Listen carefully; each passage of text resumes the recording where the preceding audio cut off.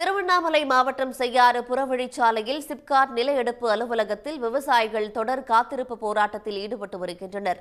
இது தொடர்பான தகவல்களை செய்தியாளர் சண்முகத்திடம் கேட்டு பெறலாம். சண்முகம், எதற்காக இந்த போராட்டம்? விவசாயிகள் தரப்புல என்ன சொல்லப்படுது?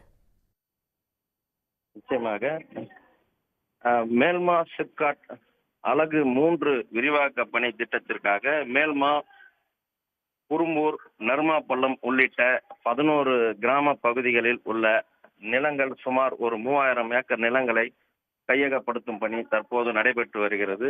இதற்கு அப்பகுதி மக்கள் தொடர்ந்து எதிர்ப்பு தெரிவித்து சுமார் இன்று வரை 730 நாட்களாக தங்களது காத்திருப்பு போராட்டத்தை தொடர்ந்து நடைபெற்று வந்த நிலையில் நேற்று மாலை அந்த பகுதி மக்கள் இந்த திட்டத்தை ரத்து செய்ய வேண்டும் என செய்யாறு புறவழிச்சாலையில் உள்ள சிப்காட் நில எடுப்பு அலுவலகத்தில் மனு கொடுத்துள்ளனர்.